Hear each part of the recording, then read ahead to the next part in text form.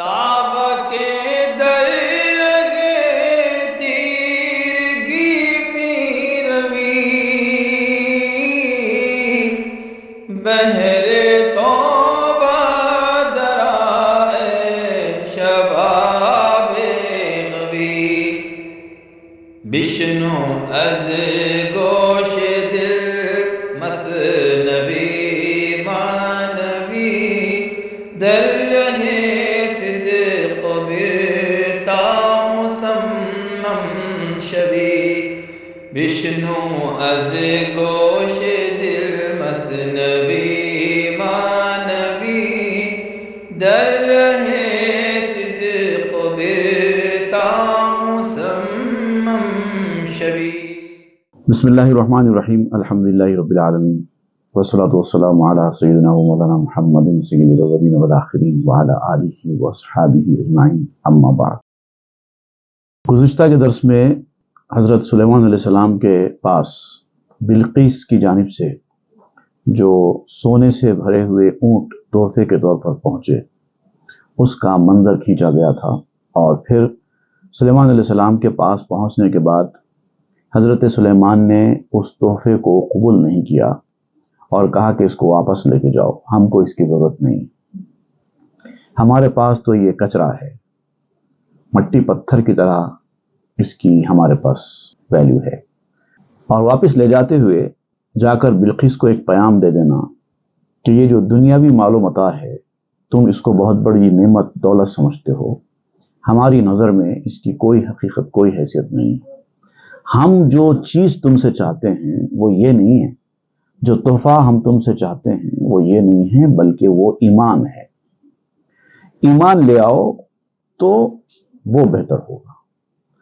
اور اس کے بعد یہ بات سمجھاتے ہوئے کہ ایمان کی کیا اہمیت ہے، یہ بات بیان کی گئی تھی کہ ظاہری نعمتیں اور باطنی نعمتیں، ان دونوں کے درمیان بہت فرق ہوتا ہے۔ ظاہری نعمتیں بالکل کم قیمت کی ہوتی ہیں باطنی نعمتوں کے مقابلے میں، باطنی نعمتیں ہمیشہ رہنے والی ہوتی ہیں اور ظاہری نعمتیں عارضی ہوتی ہیں، ٹیمپرری ہوتی ہیں، اور یہ جسم سے تعلق رکھتی ہیں، وہ روح سے تعلق رکھتی ہیں۔ تو ہم روح کے لوگ ہیں اور روح کی طرف توجہ کرتے ہیں، تم جسم کے لوگ ہو، تم سے ہمارا اس تعلق سے کوئی رشتہ نہیں ہے۔ جیسا تمہارا ایک سورج ہے جو روشنی دیتا ہے، حسی آنکھ سے تم اس کو دیکھ سکتے ہو، ویسی ایک باطنی آنکھ ہے، اس سے دکھائی دینے والا ایک سورج بھی ہے جو روشنی بکھیرتا ہے، وہ ہمارے پاس ہے، اور اس کو دیکھنے کے لیے خدائی آنکھ تلاش کرنا ہوگا۔ اور جب وہ خدائی آنکھ حاصل ہو جاتی ہے تو پھر یہ چنگاریوں بھرے سورج کی کوئی حقیقت حیثیت نہیں رہتی، یہ ناری ہے اور وہ نوری چیز ہوتی ہے، اور نور کے سامنے، نور سے جو روشنی نکلتی ہے، اس روشنی کے سامنے نار سے، آگ سے جو روشنی نکلتی ہے، اس کی کوئی حیثیت نہیں ہے، کوئی مقابلہ نہیں۔ یہ جو سورج ہے دنیا کا جس سے روشنی نکلتی ہے، اس کے سامنے بھی آگ سے نکلنے والی روشنی کی اہمیت نہیں ہے۔ تو وہ سورج کا سورج ہے جس نور کی طرف ہم تم کو بلا رہے ہیں، جو ایمان والوں کے پاس ہوتا ہے، اس کی کیا اہمیت ہوگی، اس کے سامنے اس آگ سے نکلنے والی روشنی کی کیا اہمیت ہوگی، یہ بات سمجھا رہے ہیں۔ یہ سمجھاتے سمجھاتے آپ نے درمیان میں حضرت شیخ عبداللہ مغربی قدس سرہ العزیز کا تذکرہ چھیڑا، اور ان کی نور سے متعلق جو کرامت تھی وہ کرامت بیان کر رہے ہیں کہ یہ نور کیسا ہوتا ہے۔ اب ان کی کرامت دیکھیے۔ گفت عبداللہ شیخ مغربی 60 سال از شب ندیدم من شبی۔ شیخ عبداللہ مغربی نے فرمایا ہے کہ میں نے 60 سال سے رات کی تاریکی نہیں دیکھی۔ آپ فرماتے ہیں کہ 60 سال کا عرصہ گزر چکا ہے، ان 60 سالوں میں میں نے رات کی تاریکی، رات میں اندھیرا نہیں دیکھا۔ اور یہ اس دور کی بات ہے جب کہ آج کی طرح کے برقی خمخوں میں الیکٹریکل بلبس نہیں تھے، الیکٹریسٹی ہی نہیں تھی، اس وقت کی بات۔ من ندیدم ظلمت در 60 سال، نئے بے روز و نئے بشب از اعتدال۔ میں اپنے ایمانی اعتدال کی وجہ سے، ایمان پہ اتنے اعتدال کے ساتھ، استقامت کے ساتھ، مضبوطی کے ساتھ میں قائم ہوں کہ ایمان سے مجھے وہ روشنی ملتی ہے کہ اس روشنی کے سامنے دن اور رات کوئی معنی نہیں رکھتے۔ جب دن ہی کی روشنی اس نور کے سامنے دکھائی نہیں دیتی تو رات کہاں سے دکھائی دے گی؟ تو 60 سال سے میں نے کوئی اندھیرا نہیں دیکھا، آپ نے فرمایا۔ اپنے ہم مشرب، ہم خیال صوفیوں کے سامنے آپ نے یہ بات کہی۔ تو اب ہوتا نا، اتنا بڑا دعویٰ کرنے کے بعد لوگوں کو خیال ہوتا ہے کہ بھئی آخر دیکھے تو صحیح کہ اتنا بڑا دعویٰ کرتے ہیں، پریکٹیکلی ہم کو پتا چلے کہ یہ کون سی روشنی ہے جس میں یہ دیکھتے ہیں، چلتے ہیں۔ صوفیاں گفتند صدق قالعو، شب ہمی رفتیم در دنبالعو۔ تو ان صوفیوں نے کہا کہ اس بات کی تصدیق کرنے کے لیے کبھی ہم رات میں ان کے پیچھے پیچھے چلتے ہیں، ایسے جنگل میں جاتے ہیں جہاں یہ آگے آگے ہوں گے، ہم پیچھے پیچھے ہوں گے، اور دور دور تک کہیں کوئی روشنی یا اجالا نہیں ہوگا۔ در بیاباں ہائے پر از خار و گو، او چو ماہ بدر مارا پیش رو۔ ایسے جنگل کا انتخاب کریں گے جس میں گڑھے ہوں گے، کانٹے ہوں گے، اور یہ 14ویں رات کے چاند کی طرح ہم سے آگے آگے چلیں گے، ہم پیچھے پیچھے چلیں گے۔ اب ان کے پیچھے پیچھے پیچھے ہو جائیں۔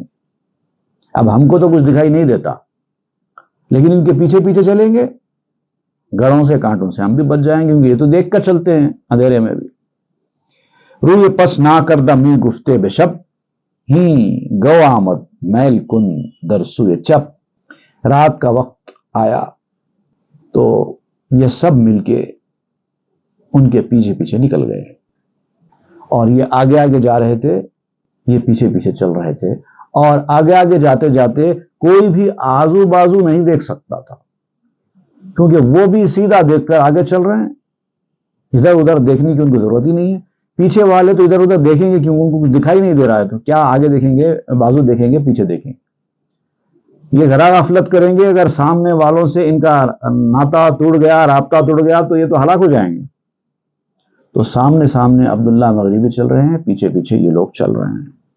ہی گو آمد میل کن در سوئے چپ، اور فوری کچھ وقت کے بعد چلتے چلتے اچانک عبداللہ مغربی پیچھے آنے والوں سے کہتے ہیں، دیکھو دیکھو گڑھا آ گیا ہے، ذرا بائیں جانب مڑتے ہوئے چلو، جبکہ پورا اندھیرا ہے، گھٹا ٹوپ اندھیرا، چاندنی رات بھی نہیں ہے، اور جنگل ہے، وہ بھی کانٹوں اور گڑھوں بھرا جنگل، کچھ دکھائی نہیں دے رہا ہے آگے پیچھے، صرف ان کی آواز آتی ہے، بائیں طرف مڑ کے چلو، گڑھا ہے۔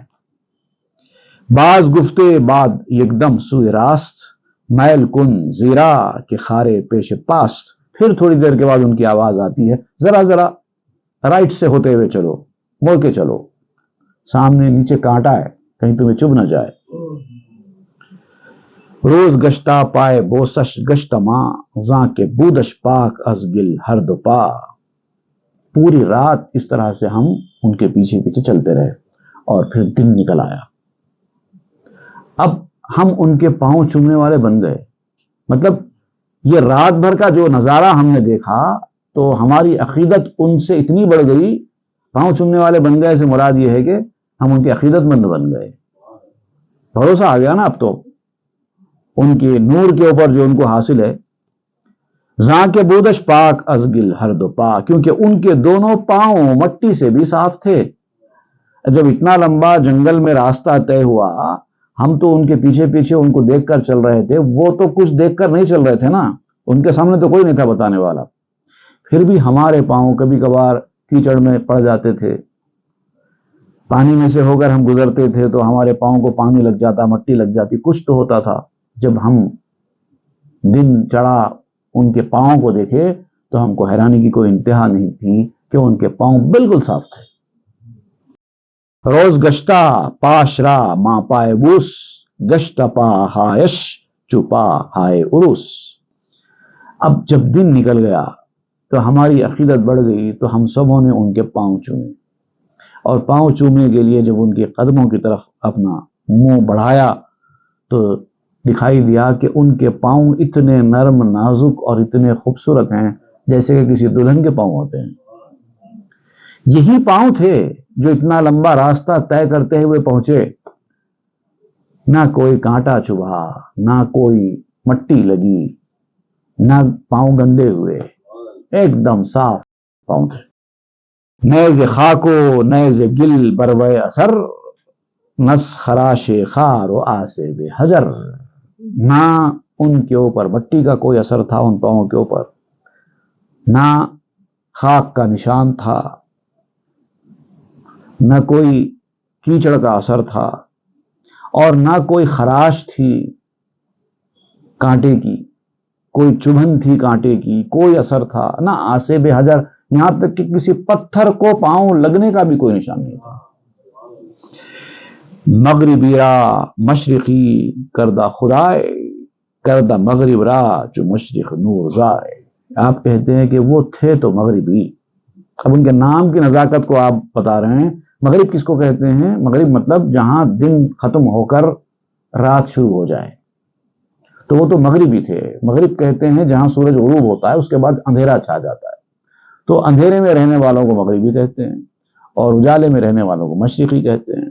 تو یہ تو مغربی تھے، لیکن اللہ تعالیٰ نے ان کو مشرقی بنا دیا تھا۔ مغرب کو مشرق کی طرح نور پیدا کرنے والا بنا دیا تھا۔ تھے مغربی لیکن نور پیدا کرنے والا بنا کے اللہ تعالیٰ نے ان کو مشرقی بنا دیا۔ نام کے مغربی، حقیقت کے مشرقی۔ نور این شمس شموسی فارس است، روز خاص و عام راؤ حارس است۔ یہ سورجوں کے سورج، ان کا نور تھا ان کے ساتھ، اور وہ بہت تیز رو ہے۔ فارس کہتے ہیں رائڈنگ، گھوڑے پر سوار، فرس سے بنا ہے فارس، گھوڑے پر سوار تھا ان کے لیے نور، سورجوں کے سورج کا نور۔ روز خاص و عام راؤ حارس است، اور وہ نور ان کا ہر کسی کا نگہبان تھا۔ جو گلوریس لائٹ ان کو حاصل تھی، وہ نگہبانی کرتی تھی ان کی بھی اور دوسروں کی بھی۔ وہ گارڈین تھے۔ حارس کہتے ہیں گارڈین کو، یا پروٹیکٹر کو، یا پھر واچ مین کو۔ سین کے ساتھ حارس ہوتا ہے، واچ مین یا گارڈین وغیرہ کے میننگ میں آتا ہے۔ اور ایک حارس سا کے ساتھ ہوتا ہے، حارث، جو عام طور پر لوگوں کا نام ہوتا ہے، وہ حرسہ سے ہے، کھیتی کرنے والا، کسان۔ تو یہ جو کسان والا جو حارث ہے، وہ عام طور پر نام ہوتا ہے، لیکن یہ جو حارث ہے یہ سین کے ساتھ ہے۔ یہ مطلب چوکیدار یا نگران کار، نگرانی کرنے والا۔ تو ان کا جو نور تھا وہ ہر کسی کی نگرانی کرنے والا تھا۔ چون باشد حارساں نور مجید، کہ ہزاراں آفتاب آرد پدید۔ یہی نور مجید، گلوریس لائٹ، وہ کیسے ان کی نگہبانی نہ کرتا، کیونکہ وہ اپنی صفات میں ایسا تو جو ہزاروں سورج پیدا کر دے۔ ان کے پاس جو سورج تھا، سورج کی سرپرستی ان کو حاصل تھی، وہ ایسا سورج تھا جو اپنی روشنی سے ہزاروں سورج پیدا کر دے۔ جب کوئی لوہا مقناطیس کے پاس ایک عرصے تک رہ جاتا ہے تو اس لوہے کے اندر مقناطیس کے اثرات آ جاتے ہیں، پھر وہ دوسرے لوہوں کو اپنی جانب کھینچنے کے قابل ہو جاتا ہے۔ تو یہ جو ان کو روشنی حاصل تھی، یہ سورجوں کے سورج سے حاصل کردہ روشنی تھی۔ تو اب وہ کیسا لوگوں کی رہبری نہیں کرے گا؟ جب معمولی سورج لوگوں کی رہبری کرتا ہے، روشنی دیتا ہے، تو یہ تو سورجوں کا سورج ہے۔ تو بنور او ہمی رو در اما، درمیان اژدہا و کژدما۔ تو اے انسان، اگر تجھے بھی کوئی ایسا مل جائے تو اطمینان کے ساتھ اس کے نور کے ساتھ تو بھی چلا جا۔ اور کہاں چلا جا؟ کہاں چلا جا؟ دیکھیے بڑی خوبصورت بات کہہ رہے ہیں آپ۔ یقین اور بھروسہ، توکل جب کسی بندے کو حاصل ہو جاتا ہے، اور کسی کے اوپر اطمینان جب بڑھ جاتا ہے تو کیا ہوتا ہے؟ اس بات کو سمجھانے کے لیے میں آپ کو ایک اور چھوٹی مثال دیتا ہوں جو مثنوی میں نہیں۔ ایک چھوٹا بچہ ہے، اس کو آپ کسی دیوار کے اوپر کھڑا کر دیجیے اور آپ نیچے چلے جائیے دیوار کے نیچے، اور دونوں ہاتھ آپ کے بلند کریے کر کے بچے کو بولیے کہ کود جا. وہ بچہ کودتا ہے اور آپ اس کو ہاتھوں سے پکڑ لیتے ہیں. تو بچے کو یہ اعتماد کہاں سے آیا کہ کودنا چاہیے؟ وہ آپ کے اوپر اتنا بھروسہ کرتا ہے کہ میں کودا تو کیا ہوا، یہ پکڑ لیں گے. آپ کے پکڑنے کے اوپر بچے کو اتنا اعتماد ہوتا ہے کہ وہ بلندی سے آپ کے اوپر کود جاتا ہے. تو اگر آپ اپنے رہبر کے اوپر اعتماد رکھتے ہیں تو اس کے نور کے پیچھے پیچھے نکل جانا چاہیے. اور کہاں نکل جانا چاہیے؟ درمیان اژدہا و کژدما، اژدہوں اور بچھوؤں کے میدان میں بھی چلے جانا چاہیے، کیونکہ آپ جس کے پیچھے جا رہے ہیں وہ نگہبانی کرنے والا ہے، آپ کو گرنے نہیں دے گا. جیسے کہ مغربی پیچھے آنے والوں کو ٹائم ٹو ٹائم ہدایت دے رہے ہیں، لیفٹ کو مڑو، رائٹ کو مڑو، سامنے گڑھا ہے، سامنے کانٹا ہے، ہدایتیں دے رہے ہیں، اور پیچھے چلنے والا ہدایتوں پہ عمل کر رہا ہے تو بچے گا. ایک تو اعتماد ہونا، دوسرا ہدایتوں پہ عمل کرنے کی صلاحیت ہونا. اب اگر کوئی یہ کہے کہ یہ کیسے شخص ہے بھائی، پہلے تو لیفٹ کو موڑو کہہ رہے تھے اب تو رائٹ کو موڑو کہہ رہے ہیں، اگر آپ ایسا سوچیں گے تو پھر کچھ نہ کچھ تو ہو جائے گا. تو جو بھروسے والے ہوتے ہیں وہ اژدہوں اور بچھوؤں میں بھی، ڈریگنز اور اسکارپینز میں بھی چلے جاتے ہیں. پیش پیشت می رود آنور پاک، می کند ہر رہزنے را چاک چاک. وہ پاک نور تیرے آگے آگے چلے گا، اور اگر راستے میں کوئی رہزن، ڈاکو، لٹیرے بھی آئیں گے تو ان لٹیروں کو کاٹ کے رکھ دے گا. ہر رہزن کے ٹکڑے ٹکڑے کر دیتا ہے، وہ ایسا نور ہوتا ہے. اور یہ نور ہی کے اثرات ہیں جو اس طرح کے حیرت انگیز معاملات دیکھنے کو ملتے ہیں. یوم لا یغزی النبی راست داں، نور یسعی بین ایدیہم بخاں. اب اس نور کا ذکر کرتے ہوئے آپ قرآن مجید کی ایک آیت کی طرف استدلال کر رہے ہیں، سورہ التحریم کی آیت نمبر 8، جس میں اللہ تعالیٰ اسی نور کا تذکرہ فرما رہا ہے. یوم لا یغزی اللہ النبی والذین آمنوا معہ نورہم یسعی بین ایدیہم وبایمانہم یقولون ربنا اتمم لنا نورنا واغفر لنا انک علی کل شیء قدیر. اللہ تعالیٰ فرماتا ہے کہ یہ وہ دن ہوگا، قیامت کے دن کے حوالے سے، یہ وہ دن ہوگا جب اللہ تعالیٰ نبی کو اور ان لوگوں کو جو نبی کے ساتھ ایمان لائے رسوا نہیں کرے گا، شرمندہ نہیں کرے گا، اپنی عنایتیں نچھاور کرے گا، اور ان کے ایمان کی روشنی، ان کے ایمان کا نور ان کے آگے آگے اور ان کے بازو ہوگا، ان کے ساتھ ساتھ چلتا ہوگا. اس طرح سے وہ میدان قیامت میں آئیں گے، نور ہوگا آگے بھی اور بازو بھی. یقولون ربنا اتمم لنا نورنا، اور پھر یہ دعائیں کرتے ہوئے آگے بڑھیں گے کہ اے اللہ ہماری اس روشنی کو تا دم آخر قائم رکھے.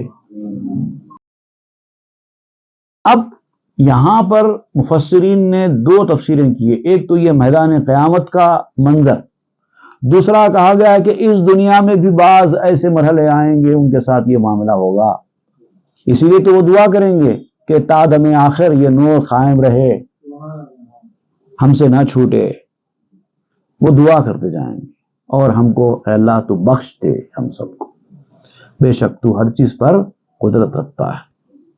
اس طرف آپ اشارہ کرتے ہیں اس آیت میں، یوم لا یغزی النبی راست داں، نور یسعی بین ایدیہم بخاں. اب اس کو میں ایسے پڑھتا ہوں، یوم لا یغزی النبی کو سچ سمجھ، نور یسعی بین ایدیہم تو پڑھ. گرچہ گردد در قیامت آفزوں، از خدا ایجا بخواہی رازموں. وہ جو نور ہے جس کا ذکر اللہ تعالیٰ نے فرمایا، وہ نور قیامت میں تو بڑھ ہی جائے گا، اس میں کوئی شک نہیں، بہت بڑھ جائے گا قیامت کے دن. لیکن آج بھی وہ نور تمہاری رہبری کر سکتا ہے اور کرے گا، آج بھی بڑھ سکتا ہے. اگر دعا کرو، مانگو، اس دنیا کی زندگی میں بھی وہ نور تمہیں ملے گا. کو بے بخشت ہم بے میغو ہم بے ماخ نور جاں واللہ اعلم بالبلاغ. جب اللہ تعالیٰ بے جان چیزوں کو، ابر کو، کوہر کو، بجلی کو، سورج کو، ستاروں کو وہ نور بخش سکتا ہے تو پھر تم کو کیوں نہیں بخش سکتا؟ تم تو اشرف المخلوقات ہو. جب اللہ تعالیٰ اس نور کا صدقہ دیگر مخلوقات کو دیتے ہیں تو تم کو کیوں نہیں دے سکتے؟ تم یہ مت سمجھو کہ وہ نور صرف آخرت میں ہی ملے گا، دنیا میں اس نور کے اثرات ظاہر نہیں ہوں گے، ایسا مت سمجھو. اللہ تعالیٰ نے جو ان چیزوں کو جو نور دیا ہے تو اسی دنیا میں دیا ہے نا. تو جب وہ ان چیزوں کو اس دنیا میں اس نور کا صدقہ دے سکتا ہے تو تم کو اس دنیا میں کیوں نہیں دے سکتا؟ باز گردید اے رسولان خجل زر شمارا دل بما آری دل. اب یہ سب کچھ بیان کرنے کے بعد حضرت سلیمان علیہ السلام نے اس قافلے سے بلقیس کے جو قاصد بن کر میسنجر بن کر آیا تھا اس سے آپ نے فرمایا کہ اے شرمندہ قاصدو، تم بہت شرمندہ ہو اندر ہی اندر، مجھے معلوم ہے.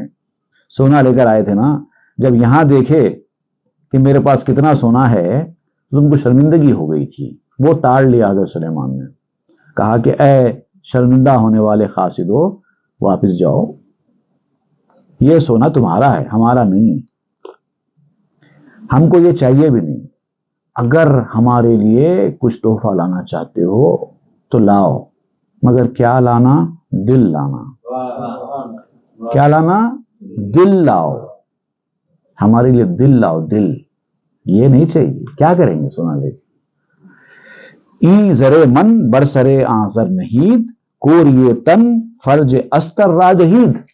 آپ نے فرمایا تم ہمیں سونا کیا دیتے ہو، ہم جواب میں اور اوپر اٹھ کے سونا ڈال کے واپس کرتے ہیں. تمہارا سونا خود ہم واپس نہیں کرتے بلکہ اس کے اوپر ہمارا سونا اس کے اوپر ڈال کے واپس کرتے ہیں. اور بھی لے کے جاؤ، ہمارے پاس کتنا سونا ہونا ہے لے کے جاؤ، ہمارا سونا اس سونے پہ رکھ دو. پھر تم لوگ یہاں جو شرمندہ ہوئے نا وہاں جا کے اور شرمندہ ہوں گے. ہم کو یہ نہیں چاہیے. تمہارے پاس جو خیالات ہیں سونے سے سب کچھ ہوتا ہے، مال و زر سے سب کچھ ہوتا ہے، پیسے سے سب کچھ ہوتا ہے، یہ سمجھتے ہو نا. تمہارا یہ جسم کا اندھا پن ہے، یہ اندھے پن کو لے جا کے کسی خچرنی کی شرمگاہ کے حوالے کر دو، یہ وہاں رہنے کے قابل ہے. دیکھیں یہاں پر آپ نے خچرنی کی شرمگاہ کا تذکرہ کیوں کیا؟ ایک بات کہی جاتی ہے کہ خچری کہتے ہیں اس کو، میں نے سمجھانے کے لیے آپ سے خچرنی کہہ دیا ہے. تو خچری کو جب بچہ ہوتا ہے تو عام طور پر زیادہ تر خچرنیاں اس ڈیلیوری کے بعد فوت ہو جاتی ہیں، بچہ جنتی ہیں اور پھر مر جاتی ہیں. بہت سارے جانوروں میں ایسا ہے معاملہ، کسی جگہ مچھر مر جاتا ہے، کسی جگہ خچر مر جاتا ہے، اس طرح سے ہوتا ہے. تو جو لوگ اپنی خچرنی کو مرنے نہیں دینا چاہتے ان کا دستور یہ ہوتا تھا کہ وہ لوگ ایک سونے کا ایک تالا بناتے تھے، اس کی شرمگاہ کے اوپر لگا دیتے تھے تاکہ یہ حاملہ ہی نہ ہو.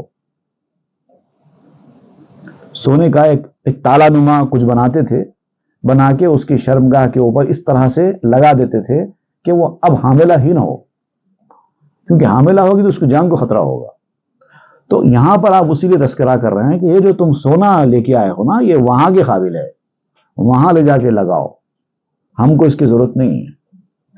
فرج استر لائق حلق زرست، یہ خچری کی شرمگاہ ہی تمہارے سونے کے کڑوں کے لائق ہے، یا تمہارے سونے کے کڑے اس خچری کی شرمگاہ کے لائق ہے، وہاں لے جا کے ڈالو اس کو.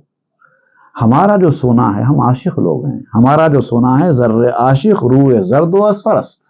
ہمارا سونا پیلا چہرہ ہے، رخ زرد اترا ہوا چہرہ، پیلا چہرہ کہتے ہیں نا اس کو، جس کا چہرہ اتر جاتا ہے. کیوں آپ کا چہرہ پیلا پڑ گیا ہے، پریشان ہے کیا، یہ کہتے ہیں نا. تو وہ جو پیلا چہرہ ہے وہ ہمارا سونا ہے، ہم کو ویسا چہرہ چاہیے، یہ سونا نہیں چاہیے. کہ نظرگاہ خداوندست آں کہ نظر انداز خورشیدست کاں. ایک چیز ہوتی ہے سورج کی نظرگاہ، سورج کا اثر زمین کے اندرونی حصوں میں پڑتا ہے تو کھان بنتی ہے، وہاں سے سونے نکلتے ہیں. تو سورج کی نظرگاہ ہوتی ہے سونے کی کان، اور اللہ کی نظرگاہ ہوتا ہے مومن کا دل۔ تو ہم کو سونے کی کان نہیں چاہیے، سورج کی نظرگاہ نہیں چاہیے، خدا کی نظرگاہ چاہیے۔ اور جب اللہ کی نظر کسی کے دل پہ پڑتی ہے تو اس کے اثرات سے اس کا چہرہ پیلا پڑ جاتا ہے۔ دل کے اوپر جو خدائی اثرات پڑتے ہیں تو اس کی زردی اس کے چہرے سے نمایاں ہوتی ہے۔ کو نظر گاہے شعائے آفتاب، کو نظر گاہے خداوند لباب۔ کدھر سورج کی نظرگاہ، کدھر اس عقل والوں کے خدا کی نظرگاہ، دونوں میں کتنا بڑا فرق ہے، اس کا کیا مقابلہ ہے۔ از گرفت من ز جاں اس پر کنید، گرچہ اکنوں ہم گرفتار منید۔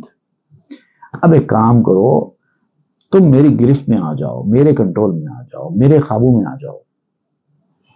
سلیمان علیہ السلام کے قاصد لشکر کو، بلقیس کے قاصد لشکر کو سلیمان علیہ السلام فرماتے ہیں کہ تم میری گرفت میں آ جاؤ، میرے کنٹرول میں آ جاؤ، میرے قابو میں آ جاؤ، تو تمہارا بھلا ہے، تمہاری سلامتی ہے۔ گرچہ اکنوں ہم گرفتار منید، اور اب بھی تم اصولاً تو میری گرفت میں ہی ہو، یہ مت سمجھو کہ تم بچ کے نکل گئے ہو، اب بھی تم میری گرفت میں ہی ہو، لیکن تم مجبوری میں ہو، خوشی سے آنا چاہیے۔ مرغ فتنہ دانا بربامست او، پر کشادہ بستہ دامست او۔ اب تمہاری حالت اس وقت ایسی ہے کہ ایک گھر کے اندر ایک پرندے نے دانے کو دیکھ لیا، اس کا پسندیدہ دانا ہے، اور اس کو بھوک لگ رہی ہے، تو وہ بام پہ آ کے بیٹھ جاتا ہے، گھر کے کسی دیوار پہ کیوار پہ آ کے دور بیٹھ جاتا ہے، وہ دانے پہ اس کی نظر ہوتی ہے، جیسے موقع ملا تو میں دانا لے کے اچک لوں۔ لیکن جو شکاری لوگ ہوتے ہیں وہ ایسے پرندوں کو پکڑنے کے لیے تو ایسا دانا رکھتے ہیں، پرندہ یہ سمجھتا ہے کہ میں دانا لے کے فرار ہو جاؤں گا، حالانکہ اس کو پکڑنے کے لیے وہ دانا ڈالا گیا ہے۔ ویسی حال اس وقت تمہارا ہے، تم اصولاً تو میرے قابو میں ہو، میرے کنٹرول میں ہو، میں جو چاہے کر سکتا ہوں، میں تو بلقیس کی سلطنت کو تباہ و تاراج بھی کر سکتا ہوں، لیکن اپنی خوشی سے اگر تم ایمان کی دولت حاصل کرتے ہوئے آ جاؤ تو اس میں تمہاری بھلائی ہے۔ چوب دانا داد او دل را بجاں، نہ گرفتہ مرو را بگرفتہ داں۔ اب چونکہ اس نے دل کو اپنے دانے کے طور پر دے دیا ہے، جان کو تو دے دیا ہے، اب دل کو بھی دے دے۔ جان تو تمہاری میرے قابو میں ہے، جب چاہے میں اس کو پکڑ سکتا ہوں، گرفتار کر سکتا ہوں۔ تم گرفتار اس وقت نہیں ہو، تب بھی تم گرفتار ہو، اس پرندے کی طرح جو سمجھتا ہے کہ میں ابھی بھی آزاد ہوں، لیکن وہ شکاری کی نظر میں ہے، جب چاہے شکاری اس کو دبوچ سکتا ہے، ویسے ہی تمہارا حال بھی ہے۔ تو تم گرفتار اس وقت نہیں ہو، لیکن اس کو گرفتاری ہی سمجھو۔ میں تم کو کبھی بھی گرفتار کر سکتا ہوں، پکڑ سکتا ہوں، لیکن میں چاہتا ہوں کہ تمہارا جسم نہیں، تمہارا دل گرفتار ہو، تم اپنے دل سے آؤ۔ آ نظر کے سوئے دانا می کند، آ گرہ داکو بپا برمی زنت۔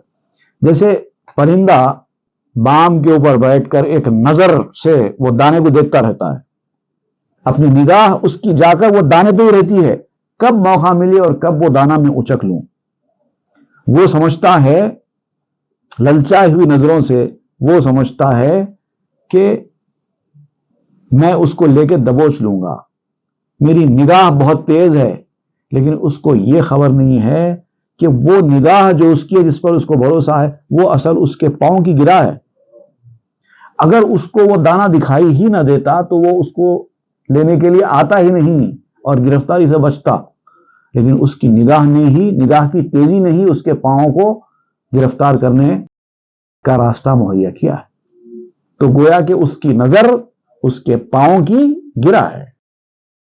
دانا گویت گر تمی دزدی نظر، من ہمی دزدم زتو صبر و مخر۔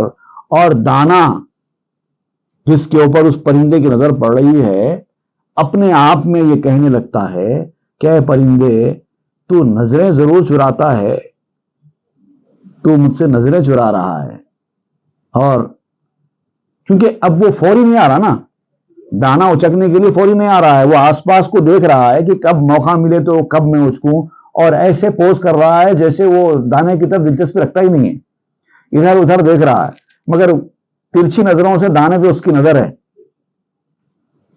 تو اب دانا اس کو کہتا ہے کہ اے پرندے، تو میری طرف سے نظر تو ہٹا رہا ہے، لیکن میں خود صبر اور قرار تیرا چرا رہا ہوں۔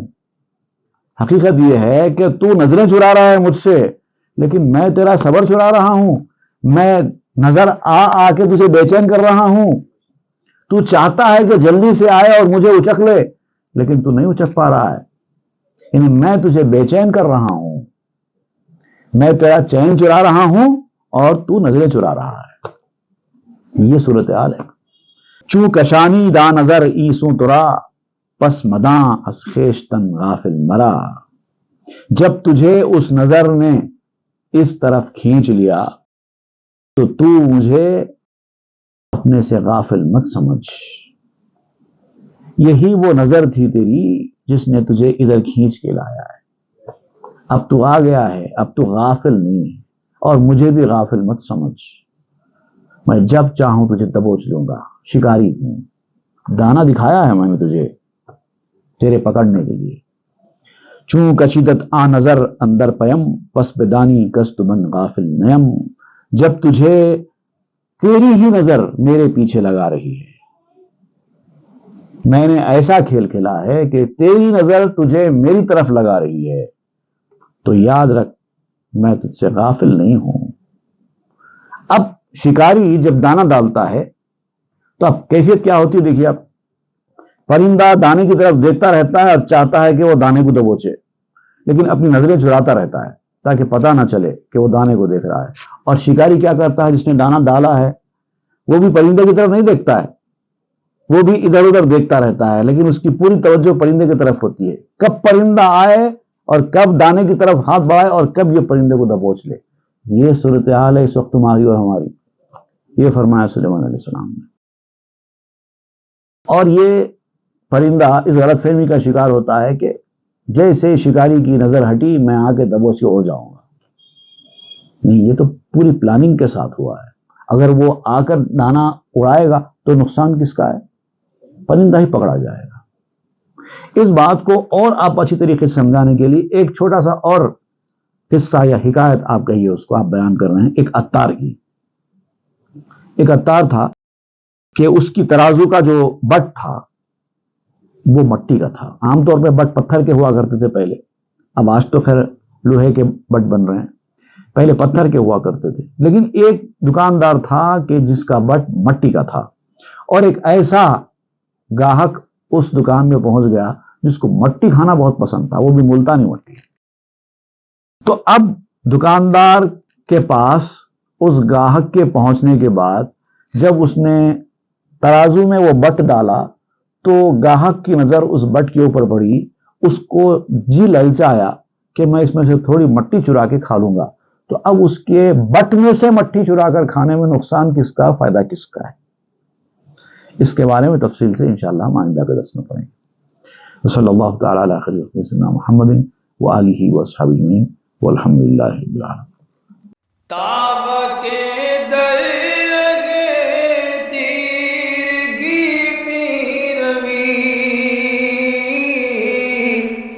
بہر توبہ درائے شباب غوی، بشنو از گوش دل مثنوی معنوی، در رہے صدق برتا مسمم شوی، بشنو از گوش دل مثنوی معنوی، در